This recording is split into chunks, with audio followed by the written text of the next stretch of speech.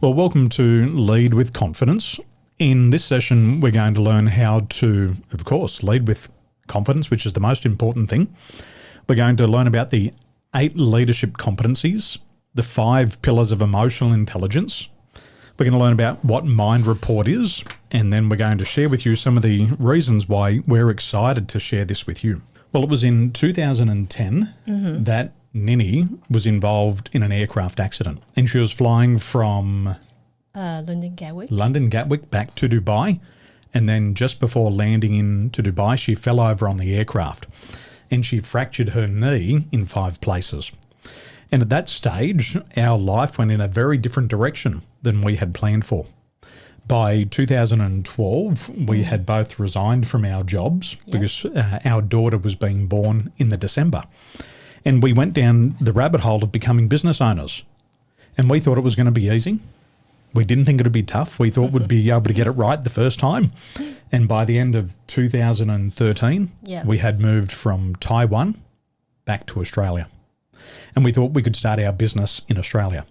By September of 2014, we were moving back to Taiwan because we couldn't get enough business to survive.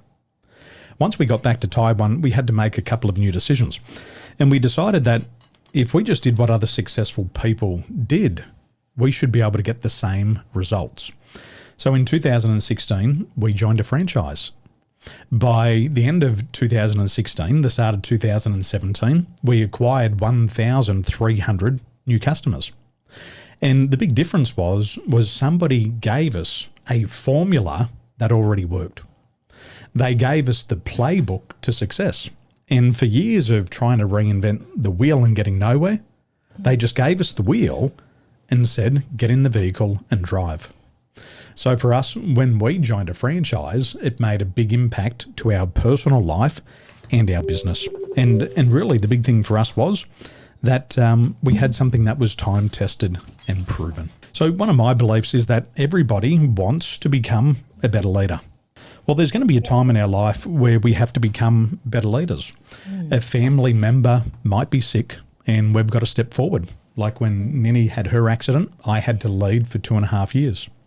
After she upskilled, then I could take a back seat in the business and she could start to lead.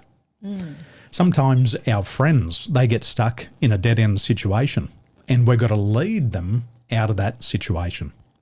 So I believe that we've got to be able to have that confidence when leadership calls. Now, the reason why I say that is so important is I was flying from Dubai to Beijing and I got a call from the captain of the aircraft. And the captain said, Daniel, would you come to the front of the aircraft? So I went from the back of the aircraft to the front and he said, we have a customer who's stuck on the air bridge. They've left the airport, they're stuck on the air bridge, and now they can't get onto the aircraft. Now, if you know a little bit about aviation, a delayed aircraft costs about $2,000 per minute. And if the captain doesn't get the aircraft off the gate on time and the time starts ticking away, he's going to be in big trouble. He said, Daniel, I know it's not your responsibility, but I know that you're a coach. Would you go out onto the air bridge and get this customer onto the aircraft so we could leave? So I went out onto the air bridge. I helped the customer. I started to use some NLP and hypnosis. I got her off the air bridge through business class all the way down to economy class. I got her seated and I got her stabilized after a panic attack. Now, it wasn't my job to do that. It wasn't in my job description, but somebody had to lead. And I was the person who had the tools. And that's why I say leading with confidence is an important skill for leaders to have. So in today's training, we're going to teach you some ideas to be able to lead with confidence. Well, here's our manifesto. This is the Lead with Confidence manifesto. And these are powerful words and phrases, and they're just designed to capture your attention and to get you focused on this session. So have a look at the screen and just write down one word or one phrase that captures your attention. Something that stands out to you. Is it to lead from hope versus fear? Is it that you can't pour from an empty cup?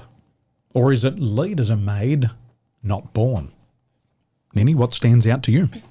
I think the one that really stands out to me is that the breakthrough they are unable to achieve on their own.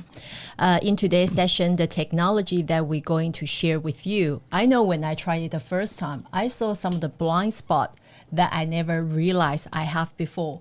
So there's certain breakthrough that I didn't know I can have.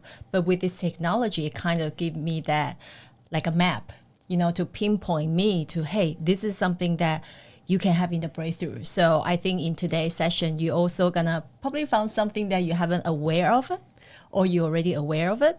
But with this technology, can give you that breakthrough that you won't be able to achieve it by yourself. So what about you? What captures your attention? I'll let one of you ladies take the lead. Share with me what word or phrase stands out to you. The eyes turn, the eyebrows raise. For me, it was people are complex and people are different. Okay. And what does that mean to you?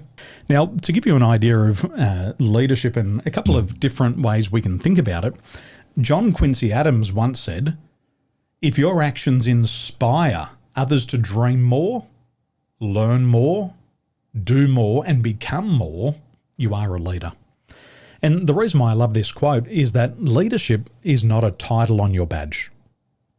It's not what's on your business card. But if you inspire others to do more, then you're a leader already. So we look at leadership with two different dimensions. We look at personal leadership, and personal leadership is about getting results for yourself. We also consider strategic leadership, and this is getting results through others. And for a lot of business owners like Nini and myself, when we started in the business, we had to get all the results for ourselves. And then once our team started to grow, we could delegate different roles to others, and we could start to get results through others. And this is one of the 8 leadership competencies.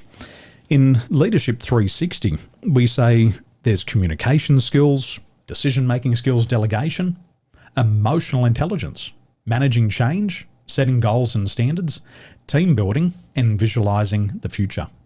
And these are the 8 core competencies that all leaders need to succeed in. And today, with what we're going to learn, we're going to focus a lot on emotional intelligence. Have you all heard of emotional intelligence before? You've heard the buzzword. They throw it around and you think, oh, what is that? When you heard emotional intelligence for the first time, what did it mean to you? Absolutely. So we have a look at emotional intelligence today, and we put it into 5 categories. The first one is self-awareness. So the self-awareness is your ability to understand why you think and feel the way that you do. And then we also have the self-regulation. This is how you manage your emotion. It's your ability to get out of any mental or emotional rut that you get into it. The third one is motivation. So this is your ability to pursue your goals without running out of the energy when you come up against the obstacle. So the first 3 pillars there are all about you. It's all about you understanding yourself. And then once you have empathy for yourself, then you can have much better empathy for others. Yeah. The fourth one is what we call the social awareness. So this is your ability to understand the emotional makeup of other people. Then the final one is social regulation. This is your ability to manage the relationship and build the network. So this is also we call like a social IQ. How good that you communicate with other and connecting with other peoples. When we grew up, our first business was a pawnbroking business. Have you ever been to a cash converters or something like this before? My dad, he'd been a farmer, he'd been in construction. My mother had been a hairdresser and she owned haberdashery stores. And when we got into the pawnbroking business, we didn't know what emotional intelligence was. What we used to call it was being street smart. And we had to wheel and deal and make deals every single day. And we had to know ourselves, because once those emotions kick in, you could get really excited and you could pay too much for certain goods.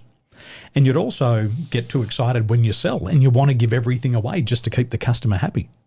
So we had to learn to become very street smart, be aware of what was happening within us, but also be able to look at the customer and understand what's happening within them. And so these are the 5 pillars of emotional intelligence.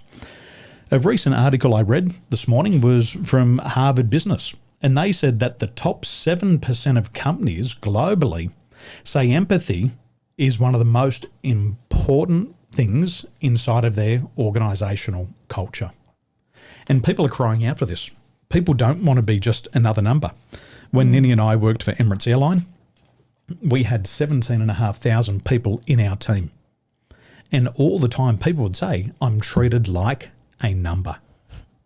There was 60,000 employees at Emirates when we were there. And we would hear our colleagues in other departments say, we just feel like a number. But people want to be felt. People are different. People are complex. And they want to be treated differently by their leaders. So, as you mentioned before, and it comes from Harvard Business Review, to be a successful leader, we've got to learn 2 basic lessons. Number 1, people are complex. And secondly, people are different. Now, if we were sit down with one of our team members and try to understand them, it could take us 20 or 30 years to understand who they are, how they think, how they feel, and how they act. But with the Mind Report, after a 90-second voice recording, you can know more about that individual than they could find out about themselves in 20 years of self-discovery. And this is one of the biggest breakthroughs for leaders. 90 seconds, we have so much information, and then we can adapt, adjust, and respond our leadership style to suit our followers. So let's have a look into Mind Report. So what is Mind Report? Mind Report measures your emotional intelligence and help you to understand your unique characteristic and the inner potential by using the artificial intelligence to decode the frequency and vibration patterns of brain wave in your voice. So throughout your voice wave, we are able to analyze your emotional frequency. So the core technology was developed in Europe and based on the study in physics, quantum physics, biochemistry, and psychology, any other research field. So we're using the AI and also the big data technology. So the software is able to connect your vocal vibration and the brain wave to the emotions. Now, this technology looks at your levels of emotional intelligence. It looks at your stress levels. It looks at emotional states, and it looks at your subconscious and inner potential. Brian Tracy, in one of his books, Maximum Achievement, he said that 84% of the adult population have a feeling of unfulfilled potential. They feel that they could be, do, and have so much more, but there was just something invisible blocking them. Have you felt like that before? Have you ever felt that there's like an invisible glass ceiling? And if you could just break through that, you'd be okay? Well, the Mind Report shows us what our strengths are, and then we can focus on how to use them. It also will reveal your restrictive behavior, your personality, but also your communication sensory, it's your communication style. As we said that, 85% of your happiness coming from the good relationship that you have. So if we can communicate better, we can have more happiness. Now, one of the differences with this technology is that there's no bias. Did you notice there was no questions? No forced choices? And this is what separates this technology from all the other technology out there. There's no language bias. It doesn't matter where you were born or what part of the world you come from. We're not listening to the words. We're only listening to the brainwave frequencies found in the voice. So there's no questions. There's no interpretation bias, and there's also no forced choices. Now, to understand what it takes to make a speech sound, for you to talk, for you to say hello, goodbye, welcome, it requires 100 muscles coordinated in movement within your body. It engages your nervous system, your brain, and all of your language perception systems. To make a voice sound is one of the most difficult things for the body to do. Now, within the sound of our voice, we can start to measure things like clinical depression. Now, what happens with depression? There's actually a decreased coordination between the brain and the muscles involved in speech. And the technology can detect these changes of your speech signals. So let's have a look at voice. Voice is the most complex function. And if we have any type of illness or disease, it will affect the involuntary movements inside the body. So zooming out for the big picture, the organs of speech involved are the lungs, the windpipe, the vocal cords, the oral cavity, the nasal cavity. So there's so much going on inside of voice. And then what the technology does is it measures the brainwave frequency. Now, if you have a look on the left-hand side here, this is the voice map of a non-depressed speaker, somebody who's healthy. On the right-hand side, we have the voice frequencies and the waves of a depressed speaker. Now, on the left-hand side, what we can see, there's a lot more energy in the voice. There's a lot of high and low tones. You can also see in the blue waveform there that a non-depressed speaker actually talks a lot faster. Have you ever had a conversation with a friend who's really excited and you say to them, slow down, it's really hard to keep up with them? That's that wave pattern there, the blue one.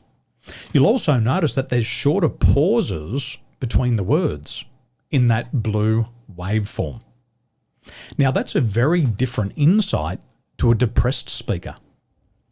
Think about a time in the past when a family member or friend has called you.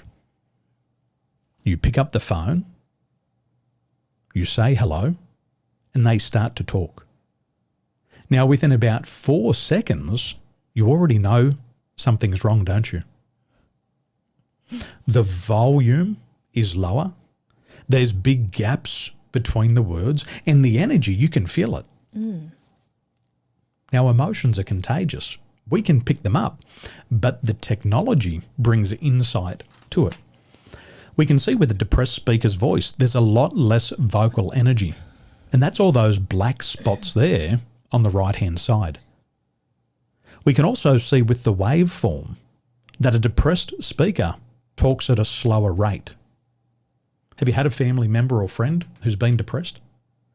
Now, you're a nice person, but sometimes you just want to say, can't you get to the point? Can you just hurry up and finish off the sentence? Because it drags out because of the emotion, doesn't it? And this is what we can see with technology. There's a lot more pauses and a lot slower speaking rate. So this is what the technology is doing. It's just measuring the brainwave frequencies inside of the voice. So imagine this to be like an X-ray. So have you get injured before? You went to the hospital and the doctor said, I need to send you for the checkup for the X-ray. And then with the X-ray, we can see our bone, our joints. So I want you to think of the Mind Report is like an X-ray for your brain. Can you see your emotions? Can you see your mindset? No, we can't. But sometimes when we're close to somebody, we can feel it. So with this technology, what it do is that make the invisible visible. So your emotion, your feeling, and the way how you communicate it. And that's the Mind Report. So we make the invisible visible. And once it's out on the table in black and white, now we can lead. And we have the confidence to lead because we have data. When you make decisions, you always go and do your due diligence. You collect the data. With our people, we can also collect the data. But the data is a little bit different here. We're not working at a conscious level. We're not looking at a pre-conscious level. We're working at a deep subconscious level. So what a lot of people are shocked with when they experience the Mind Report is that these things are way outside of their unconscious awareness. They're not in the conscious mind. They're patterns of behaviour that have been embedded inside the DNA. Now, you've already received your reports via email this morning. Did you get them? Yep. Did you have a look through? Excellent. Now, sometimes when we look at them for the very first time, sometimes we feel, you know what, this assessment doesn't get me. And sometimes we're expecting a certain reflection in the mirror, only to find that something might be slightly off. So just like our good friend the bear here looks in the mirror and gets a shock, you might have had that experience as well. These reports are fluid. With emotional intelligence, we don't say this is fixed. All we say that is this is a snapshot in time, just like the x-ray. I had an operation on my arm. I got 4 pins there. My bone was broken. They did an x-ray. 6 weeks later, I came back. The break had gone and the bone had repaired. So just like your mind report, it's going to be fluid and it will change over time. So as we break down the mind report, I want you to remember that the mind is like a parachute and it only works when it's open. So have an open mind when we go through. Excellent. Okay. Well, a couple of statistics coming out of Australia. Mental health is costing the economy up to $17 billion per year. You might have seen James Packer on 60 Minutes recently. Did you see his interview? 1 in 5 Australians, that includes all of our business owners, it includes the people working for us, and it includes our children in society. 1 in 5 people have a diagnosed medical illness right now. And so as a leader, this can help you to alert of potential mental illnesses within your team members. And rather than taking a reactive approach to it, you can take a proactive approach to it and make sure that they're not overly stressed in the workplace. People like Qantas and companies like Myers are now using this technology in their HR departments for the early detection of stress and mental health disorders. So big businesses are starting to use it. So we're going to start with stress. Now, stress is a spectrum. And what Sigmund Freud said is that unexpressed emotions never die. They are buried alive and they'll come forth later in uglier ways. Have you ever buried or repressed an emotion before? You've swept it under the rug, said, I'm going to put it over there, compartmentalize it, and I'll come back to it later on. And then a couple of weeks later, you get a runny nose, you get a sty in your eye, and you think, what happened? Well, emotions toxify the body, and they do come out in uglier ways. And we're going to be talking about the root chakra today. One of the ways that stress shows up in the root chakra is constipation. So if somebody's giving you the shits and you haven't released it, look out. So when it comes to stress level, it's generally referred to 2 things: the psychological perception of the pressure or how your body responds to it. So some of the stress responses here is the body automatically responds and it puts us into the fight or flight response. And a lot of business owners that we've worked with over the years, as they start their businesses, as they go through the growth curve, as they go through a decline phase, they often say that they're in survival mode. Have you heard that before? They're kind of living paycheck to paycheck. They're living hand to mouth. What's happening inside of the body is the body's getting really stressed. It's affecting the serotonin levels and the melatonin levels. They got insomnia. They can't sleep. They're worried to death about their businesses. It also releases a lot of cortisol inside of the body. And if they can't release the cortisol, they start to put on weight. So stress doesn't just impact us mentally. It impacts us physically, emotionally, but it also affects us spiritually. So the stress response in the body can make you quite toxic. So the first stage with emotional intelligence, we say awareness. And awareness precedes change. We're going to look at 3 different types of stress. We're going to look at what's called logical stress. We're going to have a look at emotional stress. And we're going to have a look at accumulative stress, which is a combination of both. So if you have your mind reports in front of you, you can open up to the second page and you'll have your stress levels here. So the first one we're going to look at is a logical stress. So the logical stress is coming from work, the health concern, your finance, the work pressure, all uncertain about the future. Now, if we have logical stress, one of the signs and symptoms as you look across at your teams, it can be overthinking. It can be an extensive analysis when confronted with challenges. Have you felt that before? You just keep on searching for more and more and more information. And what do we suffer? Paralysis via analysis. So that's the logical stress. We also have accumulated stress. So accumulated stress is slow build up, of the stress over time due to the unresolved issue or you ongoing exposure to the stressors.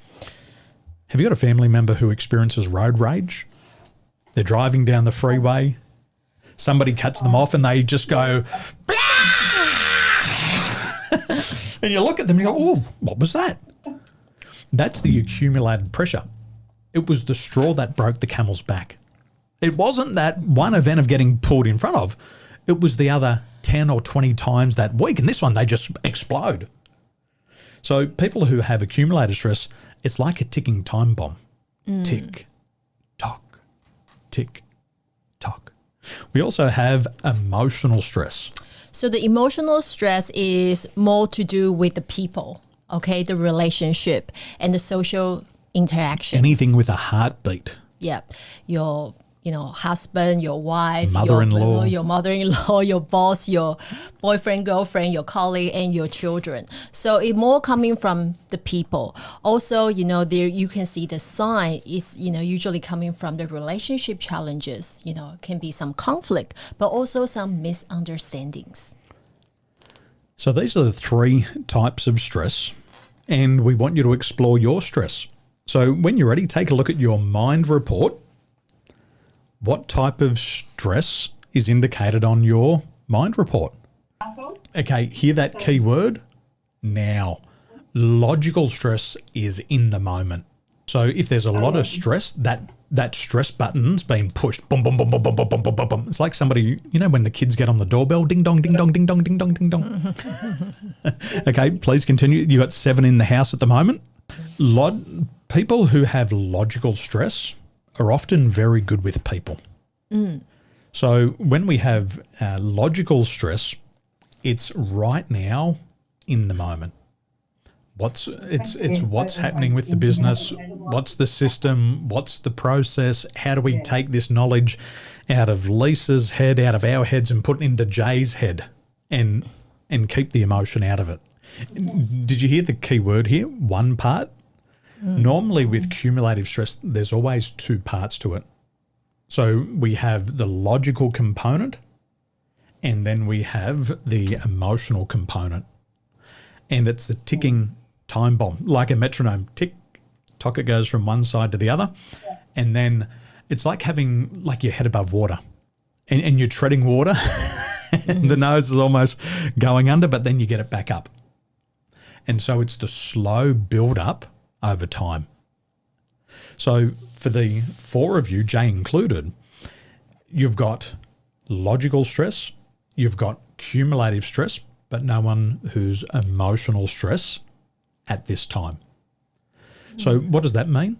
It means as you look at the other person, and this is where we talk about empathy, we say the type of thing that makes you stressed is logical stress. So when you see the sign and the symptom of the overthinking, the constantly searching for new data, sometimes it's okay just to reach over and say, enough's enough. Like my wife, high logical stress. It gets to 3 p.m. in the afternoon and she's been studying her master's degree and she hasn't left the house, and I say, wife, let's go for a walk. You can't put any more information inside of your mind today. So working together, it's that little bit of leadership. Let the brain cool down. Okay, beautiful. So as we continue with Mind Report, what was interesting is that we have 37 trillion cells. Now, the human body contains 37 trillion cells. And what's interesting is that can be stretched out in a line and it would reach 37 billion kilometres if you put all of your DNA together. So sometimes we think we just can't get any further with this business. I can't get any further in my career. I can't get any further than this with my customer. But the reality is that we have so much DNA.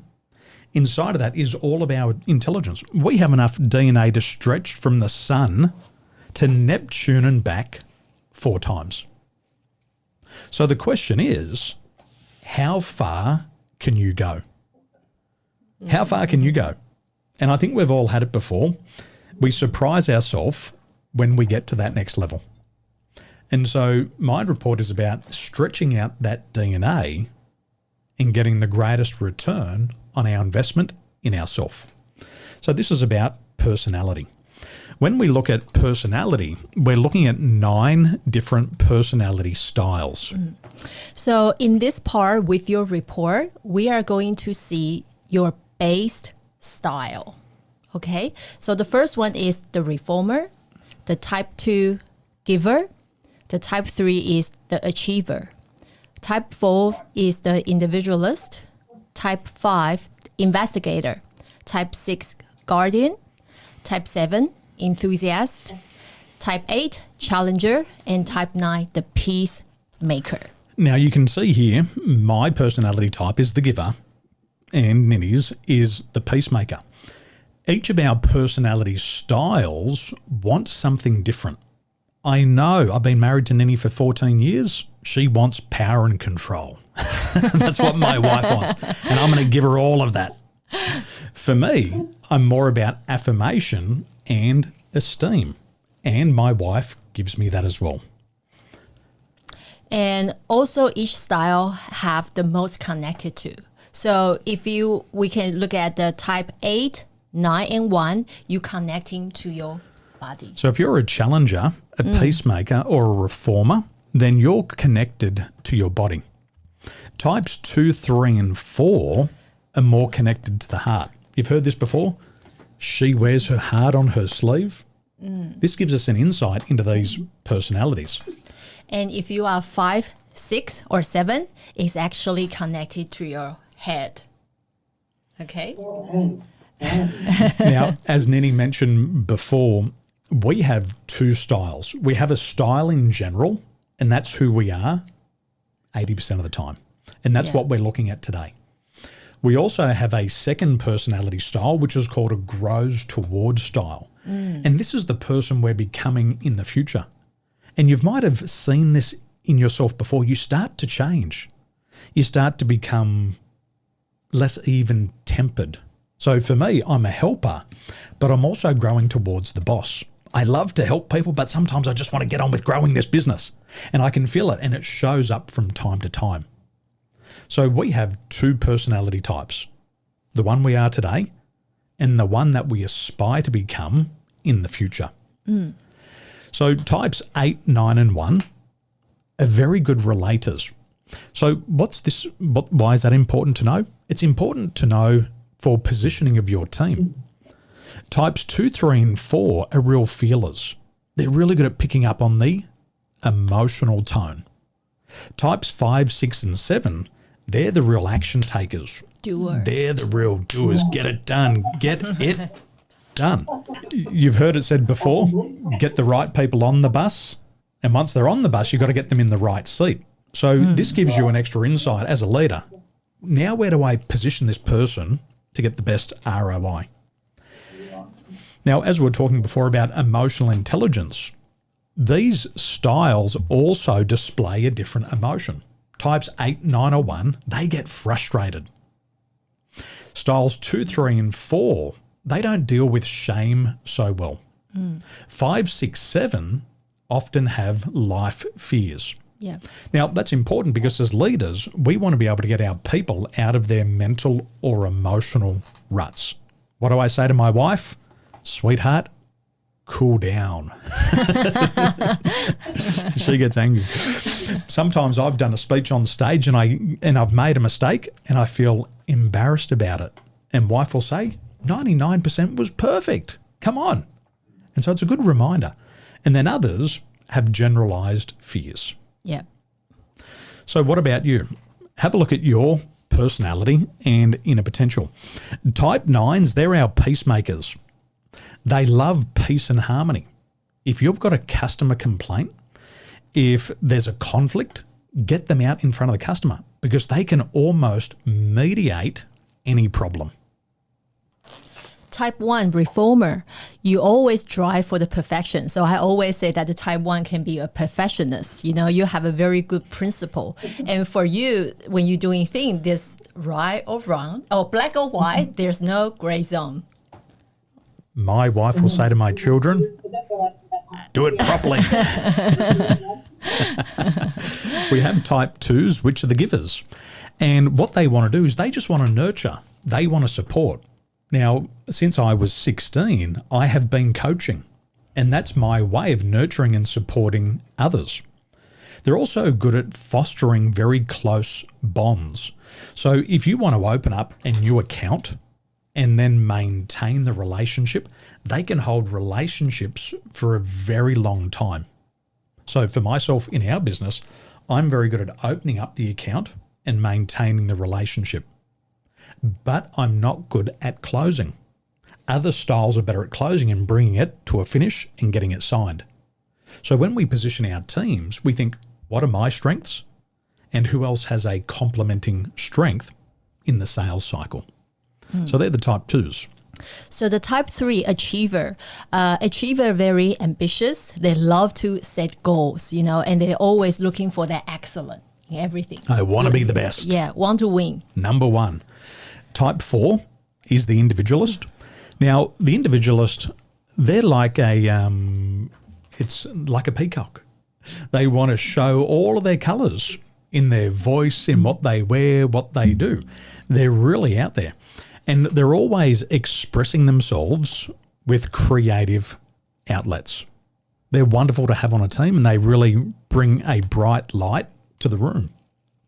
Type 5, investigator. So investigator love privacy, but they also love knowledge. So they love to learn. They're very fast learner and they love to, you know, to them, the world is like a puzzle. So they like to, you know, put all those puzzles together and they're very analytical. Sherlock Holmes. Yeah. I'm watching. Always watching. We have type 6. They come from the head. And the guardian is the anchor in the storm. It doesn't matter what type of crisis you're going through, they're really level-headed. They're the bedrock. They are also the glue that keeps the team together. Yeah. And type 6, enthusiastic, I would say that this kind of person, they love to take adventures. They have a lot of that enthusiasm in them. You know, they love to go and travel and see the world. Starter. Yeah, party starter. You know, why they'll try different things. Optimism. You want them on the microphone at your event because Yes. everybody will feel alive when they walk in the room. So these are the 9 personality types. What style do you have? Yeah.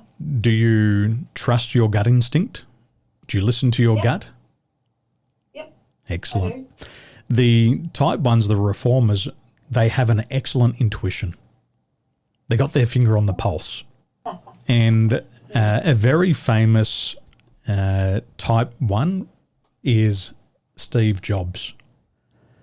And what they say about Steve Jobs is that when you open up any Apple device, it's as stunning on the outside as it is on the inside. And so when they do things, it's always done properly. Very important. So they're the type 1s. These things are quite interesting. We say that most psychologists will tell us it takes 50 years to get over the first 5 years of our life. And so when we look at Mind Report, we get so much information. And then what happens is over the next couple of days, you'll start to digest the information and it will go from the conscious mind down to the unconscious mind. And it will start to draw some of these connections. But it also changes. So one of the biggest breakthroughs for me, I would have never have said that I was the type of person who feared making a mistake. I've owned multiple businesses. I've been an Australian champion athlete, 3-time state champion athlete. I've competed at the extreme games. I've lived out of my home country for 20 years. I'm not somebody who fears making a mistake. But I was displaying traits of the perfectionist.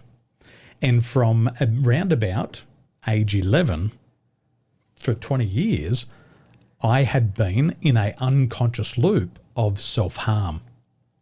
Now, what happens is with somebody who fears making a mistake, they're always in trouble for making a mistake. And when I grew up, I was diagnosed with linear sequential learning disability. So I had an eye impairment, I had hearing impairments, I was tone deaf. My left and right brain weren't communicating. I had a twisted spine, a twisted back, and I was in therapy for 5 years. And then as I reflected on it, I used to get a lot of punishment for making mistakes. So then as I grew up, I had a fear of making a mistake. Now the signs and symptoms were cooking myself, overcooking myself. My wife would say, Daniel, it's 4 o'clock in the morning. You've got to stop work. But in here, I'm so afraid of making a mistake that I'm overworking myself. And that was one of the first patterns that I saw.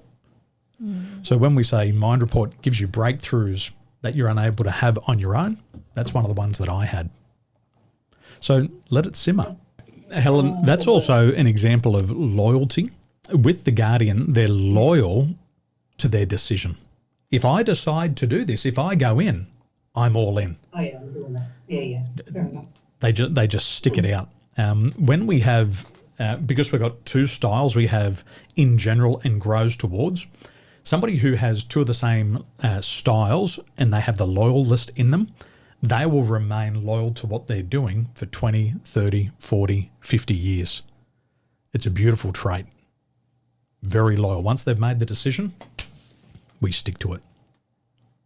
We get the result. One of the things that we see is that emotional intelligence. So as we become more aware of our shortfalls and our potential strengths, then we can regulate them better. And so over years of experience, you'll say, okay, that works for me. I'll do more of that. That thing there doesn't work for me. I'll course correct. And one of the differences with emotional intelligence, what we say is focus on the strengths. Because sometimes when we have these limitations in our personality, I'm 6 foot, I'm 100 kilos, and I was in the sport of wakeboarding. I could do nothing about my height. I could do nothing about my weight. My brother, who's 30 kilos lighter than me, the sport was always going to be easier for him. But when we played football and I was a second rower and he was a centre, he would run as fast as he could from me. So we talk about what are the strengths and focus on those, and then the limitations, if there's something, don't waste your life trying to change it. Build a team around you of complementary personality traits. Now, there's how many days in a week? 7 days in a week. Snow White had how many dwarves? 7. 7. And how many colours in the rainbow? 7. 7. We also have 7 energy centres in the human body. And today we're going to focus on our root energy centre, which is about stability and security. So the energy center is our body need a balance and the energy to function properly. So there are specific points in our bodies where the energy is concentrated, and these are essential for our well-being. So understanding this energy center can give us an insight into our health, our emotion, and the overall fertility. Now, when we have a look at our energy centers, we're looking at balanced states or energy that is high, too high, low, or too low. Now, when it comes to the root energy center, the day-to-day relevance here, it's confidence in decision making. It's having motivation for physical activities, and it also relates to financial planning. The primary aspect is that, stability and the security. So it's your grounding force. So one of the things I like to share, say to my client is that I want you to imagine the root chakra is like the building the houses. It's like your foundations. So it's like a tree of roots. It's your physical identity. And also coming from your comfort and if you feel like you're belonging.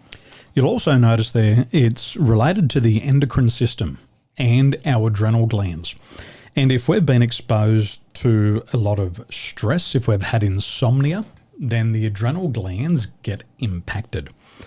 When our root energy center is balanced, we feel safe, we feel secure, we feel grounded, and we feel connected to the earth. So if your root chakra is overactive, it can be your excessive need for the security, also can be a little bit rigid when it comes to the belief system, but also can having some overeating problems. Okay. And if it's underactive, then we can be predisposed to anxiety, restlessness, lack of discipline, and a feeling of being ungrounded. Now, the reason why we always have a look at the energy centers is that there's potential health risks if they remain imbalanced for too long. People who have an imbalanced root chakra, insomnia becomes a problem for them. And as we mentioned before, constipation. And our reproductive systems, including getting kidney stones.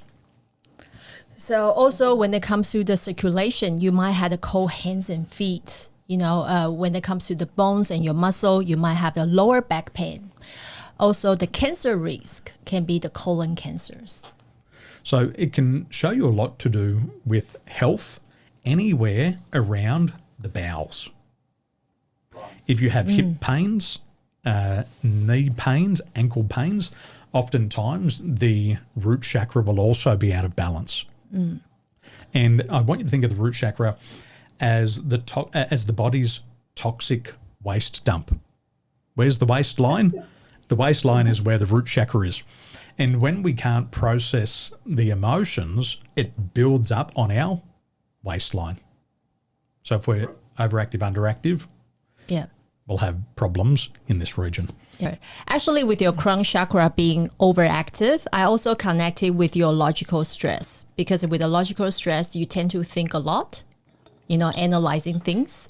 So that's how also the crown chakra will be very, very active, because the crown chakra about the thinking as well. So sometime for you probably have a lot of idea. With the crown chakra or third chakra, both very active, also mean that you have a lot of vision in yourself. Like you have a lot of idea in here that you want to implement. Yeah. Helen, sometimes what people will say is that they're almost a little bit psychic. They'll see things unfolding inside of their mind.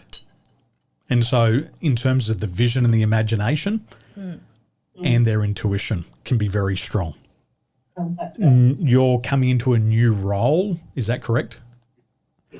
Within yourself, do you feel this build up of energy that you just want to get into the role and start to act on it? You'll start to take new action in the business? Kind of like a horse chomping at the bit, kind of let me out of the gates. There's probably a bit of that, yes. Yep. So when you see the crown chakra high and the third eye chakra high, what it would tell me is that you've probably going through a period of time where you have to almost download or understand a lot of information about the business or the market. Yeah. And then as you learn more, that energy starts to build up that you want to act on it. So it's almost like a bit of a transition period. I'm chomping at the bit. I want to launch out of the gates. The other thing you'll also see there is, now, they're not always a bad thing when we see them less active. Sometimes what it means is we have the ability to put these things out of our mind. Now, with emotional intelligence, this is really fascinating. I've delivered more than 2,500 case studies just on the science of emotional intelligence. And what happens is, as people's emotional intelligence scores start to get above 85 to 90 points in the area of empathy, they start to become disabled. And what I mean by that is that they will feel other people's emotions, they'll absorb other people's emotions, and they'll stop selling or they'll stop closing during the sales cycle. They'll hear all these objections and say, you know what, if I was in their position, I'd be feeling the same way and I wouldn't want to be sold to. If we have levels that are below 85, some of the top performing salespeople, people who are earning $600,000 and $700,000 a year in straight commissions, they're less active. And what happens is they hear the objection and it goes in one ear and out the other, and they keep selling. So there's this fine balance where we can turn it off because it actually makes us more effective. Does that make sense? It's like, okay, I know you've got feelings. We wouldn't be on the phone if you didn't want to solve this problem. And so they have the ability to turn that down and to get the job done. So we learn to use this energy throughout our life. This is just the surface of it. There's actually another 25 pages of in-depth insights. So, yeah, this is just the surface. There's another 7 pages on energy centers, the chakras. And what's fascinating with the chakras, when we look at them in 3 dimensions. We look at energy that's trapped in the past. We have a look how much energy we have in the present moment, but we also have a look at how much energy we have for future use. So when you saw yours, Jay, really high, we might not have had anything happen in the past, any traumas, but we could have a lot of stored energy there for the future. Right. And that's fascinating. When you look at those 3 dimensions, you go, okay, none of that happened to me, but I've got these big aims, these big goals, these big objectives, these things I want to launch into. And you'll have, for example, if there's 100 points, you might have 60 or 70 points there ready to use for the future. And that's what we talk about inner potential. Here, when we look at this through another lens, we look at it through Chinese medicine. And we talk about energy centers as qi. So Snow White had 7 dwarves. There's 7 days in the week, 7 colours in the rainbow. And the word qi in Chinese sounds like the number 7. So this is your life force energy as well. And so when you see a lot of energy there, I've got a lot of life force there. Might have a lot of life force somewhere else. And if you pair that with your position or your goals, you take off. So another 25 pages. We can also diagnose 6,000 internationally diagnosable diseases with this technology. Yeah, all the way down to men's health, all the way down to, should I say, erectile dysfunction, penile induration, all of the hormones in our body we can test for. And what we tend to do in a corporate setting, now, Helen, you mentioned DISC before, and you said that you're a high I in DISC. When we look at DISC, we always look at our natural style and our adapted style. So what a lot of us do is we learn to adapt. And if we've adapted in our careers for 20 or 30 or 40 years, it becomes natural. Now, it doesn't mean it's natural on the DISC, but it becomes natural to us to work from the adapted state. Now, there's 4 reasons why we adapt. The first reason is for survival. So think about some people who you met during the pandemic. They'd take any job just to survive, even if it cost them their health. So if they do that temporarily, stress will go up. Once they get out of that stress situation, they'll get back down into homeostasis. So we can adapt for survival. We can also adapt for success. Have you known these people who put on a work face? For me, I'm very much introverted, but I've got to get on stage and I've got to speak. So I've got to become an extrovert for an hour or a day, but it's really mentally exhausting. So these are my goals and I've got to become a different personality to achieve them. So we adapt for survival, for success. We also sometimes adapt because we're confused about our role. And when I place people in businesses, one of the things that we always see is someone leaves a job because of role confusion. They gave me this 15-page document that said, these are all the things I got to do in my job. And they didn't know how to do it. So we also adapt for role confusion. And then finally, we can adapt for mental health concerns. And this is probably the biggest cost to business today, is so many people are in a position that doesn't align with their natural strengths. So they do it and they keep doing it, but at the cost of mental health. Yep. So they're the four things. And if we can align ourselves with our in general style, the natural style will actually have better longevity, better health, less stress.